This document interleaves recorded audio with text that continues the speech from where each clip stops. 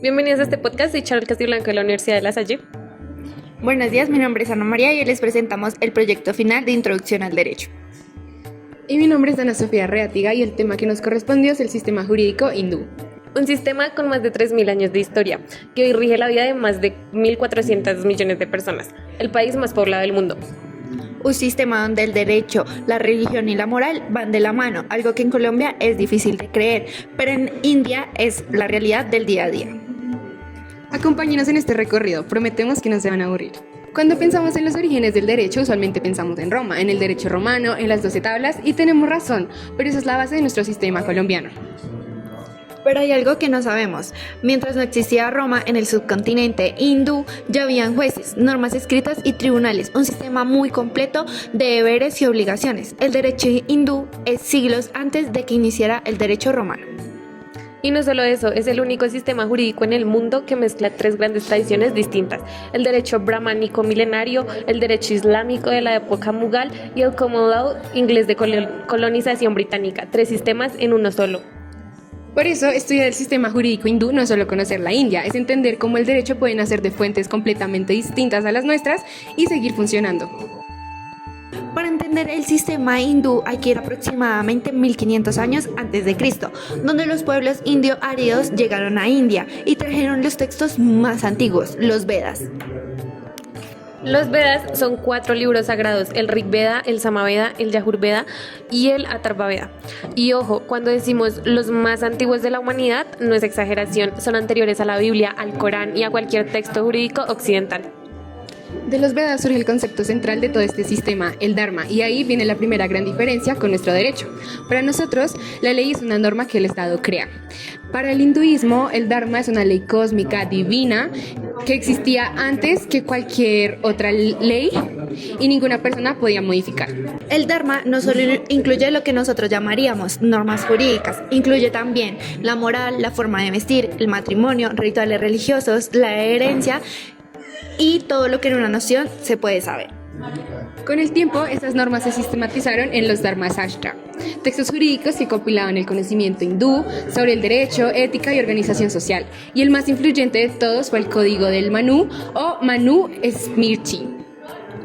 El Código de Manu tenía más de 2.000 versos dividido en 12 capítulos y codificaba algo que marcaría a la sociedad durante milenios: el sistema de 4 castas, los brahmanes, sacerdotes y maestros, los kshatriyas, guerreros y gobernantes, los vaishyas, comerciantes, y los shudras, servidores, cada casta con sus propios derechos y obligaciones ante la ley. En este contexto podemos hablar de las características principales del sistema jurídico hindú. Como sabemos, su naturaleza es la religiosa. Como ya lo habíamos dicho anteriormente, el derecho y la religión van de la mano. Las normas son divinas, no una creación humana. La segunda es su pluralismo. A diferencia de Colombia, donde el Código Civil aplica igual para todos, el derecho hindú clásico variaba según la casta, la región y el grupo social. No había un código único nacional. Cada comunidad tenía sus propias normas de vida, derivadas de su tradición. Y la tercera, y quizás la más impactante para nosotros, es que el derecho no era igual para todos. La casta determinaba tus derechos. Un brahman podía cometer un delito y podía recibir una condena menor que si un shudra cometía el mismo acto. La ley era explícitamente desigual para todos según el origen social de la persona. Ahora bien, ¿cuáles son las fuentes del derecho hindú? Según el Código de Manu, como ya lo había mencionado, son 4. Primero, los Vedas, la fuente suprema de carácter divino. Segundo, los Smriti, los textos jurídicos de vida derivados como el propio Código de Manu. Y tercero, la costumbre de los hombres santos y las comunidades.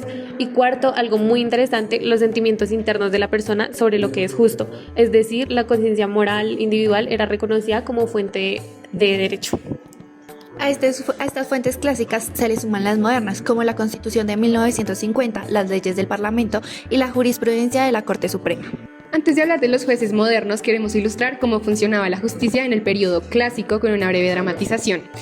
Imaginen que estamos en la antigua India, en el Tribunal del Rey. En la India clásica, el rey era el juez supremo, no había separación de poderes. Lo que el rey decidía era ley, y quienes lo asesoraban al rey siempre brahmanes, la casta sacerdotal. Se acusa a este hombre de haber insultado a un brahman. Según el código de Manu, quien siendo de casta inferior insulta a uno de casta superior debe recibir castigo corporal. Además, por ser Shudra no tiene derecho a testificar en su propia defensa. La pena queda establecida. Pero no puedo hablar, no puedo explicar lo que ocurrió. No, en este sistema el derecho a la defensa dependía de tu casta. La igualdad ante la ley era un concepto inexistente. Eso era la justicia clásica hindú. Ahora veamos su evolución. Con la colonización británica en 1772, Warren Hastings, gobernador general, estableció tribunales civiles y penales en cada distrito. En los civiles, el derecho hindú se aplicaba a los hinduistas y el islámico a los musulmanes. Fue el inicio de los llamados sistemas de leyes personales que aún hoy existen en India. Luego, el gobernador Cornwallis fue un poco más lejos y separó la rama judicial de lo ejecutivo. Y siguiendo el modelo de Montesquieu, poco a poco los jueces británicos fueron introduciendo doctrinas del precedente. Las decisiones judiciales anteriores empezaron a tener mucha más fuerza. Hoy el sistema judicial indio es completamente moderno. En la cima está la Corte Suprema de la India, con sede en Delhi. Funciona como tribunal federal, constitucional y supremo de apelación al mismo tiempo. Está compuesta por jefes de justicia y 30 jueces auxiliares, todos nombrados por el presidente con mandato hasta de 65 años. Hablemos ahora de algo fundamental, ¿qué tanto peso tiene la ley en este sistema? En el hinduismo clásico, la respuesta es un peso absoluto. El Dharma era la ley cósmica, cuestionarla era como cuestionar la existencia del universo. No había espacio para el debate legislativo como lo conocemos. Pero con la colonización británica y especialmente con la independencia de la ley escrita, la jurisprudencia tomó un papel central. La Constitución de 1950, la Ley Suprema de India y la Corte Suprema de Guardián. Y la jurisprudencia de la Corte Suprema ha sido decisiva para transformar el país. Desde su primera sesión, en el 28 de enero de 1950, ha emitido más de 24.000 sentencias. Muchas de ellas han cambiado a la sociedad más que las propias leyes del Parlamento. Un ejemplo concreto fue la jurisprudencia y no el legislador, la cual empezó a fomentar el matrimonio infantil y la discriminación por castas cuando el Parlamento tardaba en actuar. En India, los jueces son actores reales del cambio, no simplemente aplicadores de normas, son arquitectos del derecho. El sistema jurídico hindú es quizás el ejemplo más claro en el mundo de que el derecho y la cultura son inseparables. Y para ilustrarlo, vamos con una segunda dramatización. Esta ocurre en la India moderna, en una aldea rural. Señor juez, mi vecino mató una vaca en el patio de su casa. La vaca es un animal sagrado en nuestra religión. Eso es una ofensa y una violación de mis derechos religiosos. Señor juez, en mi religión el sacrificio de animales es un acto de fe, especialmente en las festividades de Eid. Tengo derecho a practicar mi religión libremente. Este es exactamente el tipo de tensión que la Constitución de India debe resolver. Ambos tienen derechos religiosos protegidos, pero la Corte Suprema ha establecido que el Estado puede regular prácticas religiosas cuando afectan el orden público. En este caso, se aplicarán las normas municipales locales sobre sacrificio de animales. Este conflicto, multiplicado por millones de casos similares, explica por qué la India tiene un sistema único en el mundo, las leyes personales diferenciadas por religión para asuntos de familia y leyes uniformes para el resto. Y esto nos lleva a otro caso práctico clave, el matrimonio. En India, tu ley de matrimonio depende de tu religión. Los hinduistas se casan según la ley hindú del matrimonio de 1955. Los musulmanes se rigen por la ley islámica personal y los cristianos por la ley cristiana del matrimonio. No existe una ley única de matrimonio para todos los ciudadanos indios. Ese es el pluralismo jurídico llevado al extremo. Comparemos ahora el sistema jurídico hindú con los sistemas que conocemos. Primero, frente al sistema romano-germánico, que es el que tenemos acá en Colombia. Es un derecho codificado, uniforme, laico y centralizado. El sistema hindú clásico, religioso, descentralizado, diverso por castas y regiones. Segundo, frente al common law anglosajón de Estados Unidos o el Reino Unido, ambos valoran el precedente judicial y en esto coinciden con la India moderna. Pero el common law puro no tiene influencia religiosa en sus fuentes. El derecho indio moderno sí la tiene, especialmente en las leyes personales. Tercero, frente al sistema islámico, que es otro gran sistema de base religiosa en el mundo. Tanto el hindú como el islámico nacen de textos sagrados y consideran la ley como un mandato divino. Pero el Islam tiene un texto único, el Corán, y una sola comunidad de creyentes. El hinduismo tiene miles de textos, cientos de tradiciones y una diversidad interna enorme. Y cuarto, la gran singularidad. La India moderna es el único país del mundo que intenta ser un Estado laico y constitucional, al tiempo que mantiene múltiples sistemas de leyes religiosas personales para sus distintas comunidades. Este equilibrio, frágil y complejo, es único en el constitucionalismo mundial.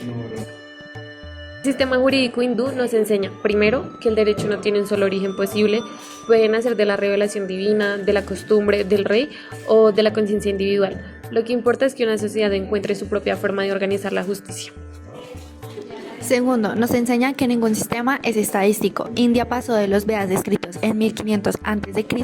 a una constitución de 1950 que abolió las castas, de los tribunales del rey Brahma, a una Corte Suprema que protege los derechos fundamentales y un camino de transformación en sí mismo, una lección de derechos de constitución. Y tercero, nos enseña que la relación entre el derecho y la cultura es bidireccional. La cultura produce el derecho, pero el derecho también puede transformar la cultura.